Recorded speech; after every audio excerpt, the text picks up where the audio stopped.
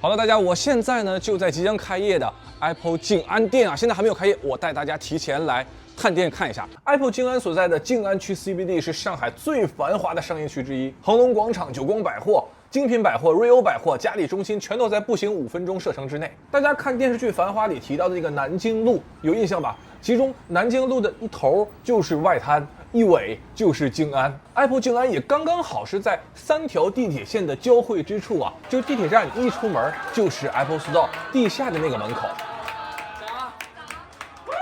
而在马路对面，则是闪烁着金色光辉的静安寺啊，没错，是一座矗立在 CBD 商业区中央的古老寺庙，信客众多，香火兴旺。大家可以看一下，我现在站在静安寺的2楼的一个塔台上，对面的那个下沉广场就是 Apple 静安店。你看，现在员工应该是在开会，好像。进到这个店里呢，首先这个店有一个比较大的不同，就是它有2层店啊。我们现在大家在上层来看一下。上层店呢，首先一进门左手边啊，这就大家非常熟悉了，iPhone 展示区，对吧 ？iPad 展示区，而且呢，这个位置现在有一个空空的桌子，桌子上呢有一台电视。我刚才问了一下店员，店员说这个位置还没有决定具体展示什么，我们合理推测有没有可能 Vision Pro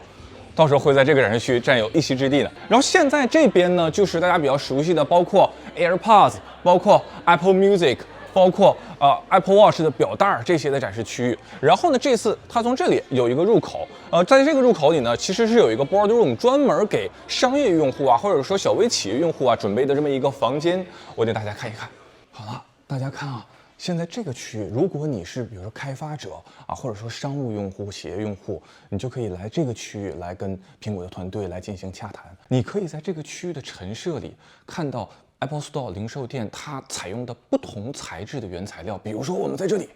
就看到了 Apple Store 大门的那个玻璃。我们去过那个 Apple 总部 Visit Center， 它这个位置就是 Visit Center 那个扶手的那个大理石。比如说我现在面前桌子上摆的这3个小摆件，其中这个，哎呀，这个有点沉啊。这个呢就是 Apple Store 地板或者是墙面。然后这个位置呢是 Apple Store 里所有的，你看着好像是皮革制品的，但是它是一个可持续性的环保素皮。然后这个位置呢，就是大家看到的 Apple Store 所有展示桌子上的那个桌子腿的那个木质。大家在周4晚上当天开店来到店里的话，那么就有机会获得一个 Apple 静安开店的限量礼盒。我快速带大家开箱看一下，然后上边是类似于浮雕的这种，就是凸起的这种质感，上面有一个花见花开。一到来，我们开箱看一下。哦，这是一个环保袋，一打开有一个非常浓郁的玉兰香味儿，哇，好香啊！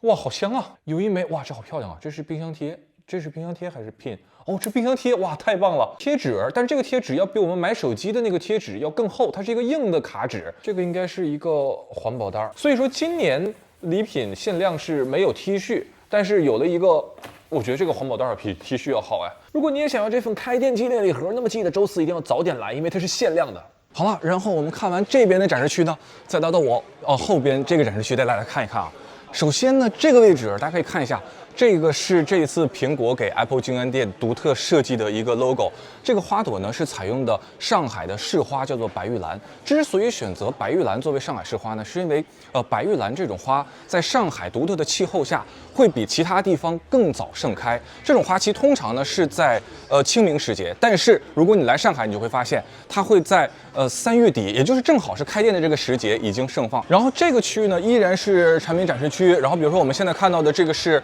iPhone 15 Pro 系列，这个是 iPhone 15系列。哎，这怎么有个柱子？然后这边呢是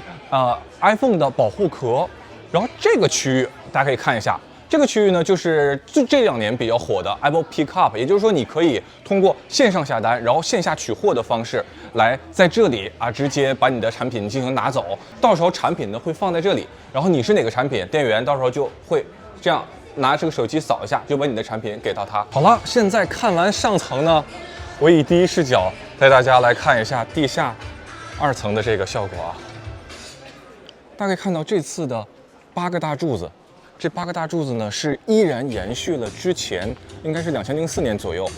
当时2号线开通，然后这里做的一个静安地下广场，他们当时的柱子现在被沿用在了 Apple Store 上。当然，这 Apple Store 应该是重新装修了。我刚才看了一下，这个大柱子外边应该是金属材质的啊，冰凉。这次呢，它有一个专门的设计呢，就是你可以看到它的这个天棚的木板是一个曲面的结构往上走的，从而去最大程度的增加这个楼层的挑高。然后大家可以看到上边有一个穹顶，可以发出光照。这个光照可以根据室外的不同光线来去呈现不同的色温，从而达到一个产品展示最佳的状态。这一次大家没有注意到一个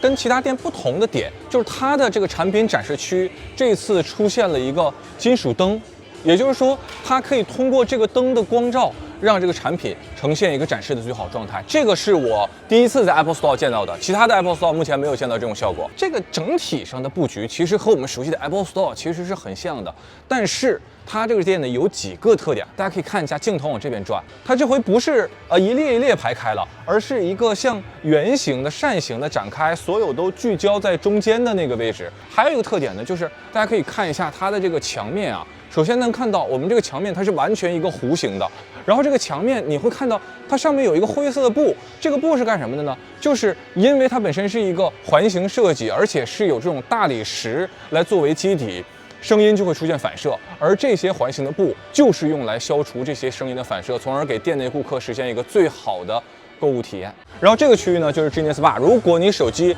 有出现售后啊、维修啊，大家可以在这里进行等待。然后在这个店里，大家可以看一下，又出现了苹果那块非常经典的大屏幕，小座椅就是我们刚才在 Ballroom 里边看到的那个可持续可回收的皮质。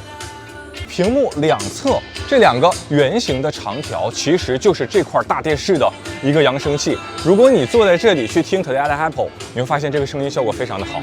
这家店里呢有超过150名的员工，他们支持使用除了汉语之外，可以用英语、德语、法语、西班牙语、日语、韩语，包括马来语，还有手语等，还有包括25种国内的方言来为全国各地或者全球各地的顾客来进行服务。手语部分的店员呢，就是一个听障的小姐姐，刚才开始的时候还跟我们亲切的打招呼来着。另外呢，这次店里还有一名员工呢，是一个已经退休的来自交大的老师啊，我也是问了他几个问题。来到这儿之前，您自己日常用过什么苹果产品吗？我都一直用iPad， 就觉得我就用那个 iPad， 我好多功能没有发挥出来，我觉得太浪费了。那现在退休了，我觉得有时间。另外一个呢，就是自己不老嘛，要和社会接触嘛，那多好啊！我又能够学东西，又能够和人接触，又能够把我的这个真的是经验啊什么的和大家一起分享。但我看他们一天都要站着点办公，你会不会对体力？就是那个 part time， 所以一天是5个小时。然后在这个区域，如果你们往后看的话，这个位置其实依然有为听障用户所准备的助听设备。除了助听设备，店内的员工大门依然有为视障和肢体障碍用户做了单手清扫就可以自动开启的优化。其实开店前一天呢，我也来静安寺周围提前转转看看。我看见寺庙和高端商圈的融合，也看见了寺庙又和很多市井摊位的这些融合。我还看到了来自全国各地的男女老少，还看到了甚至有外国人民也来分享祈福。我突然意识到，这可能是上海这座城市的魅力，就在于包容。上海把形形色色的人物接纳、吞吐吸收不同的文化，再用自己独有的方式呈现出来。所以我们看到矗立在繁华商业区的千年寺庙，又看到在寺庙对面最现代化的科技零售店低调的隐秘在下沉广场当中。而当我惊讶于不同文化所碰撞出的精彩火花的时候，上海的市民又从我身边匆匆走过，只道是寻常。好了，以上呢就是本期视频的全部内容。就在这个周四，欢迎身在上海的各位，忽近忽去，一多来。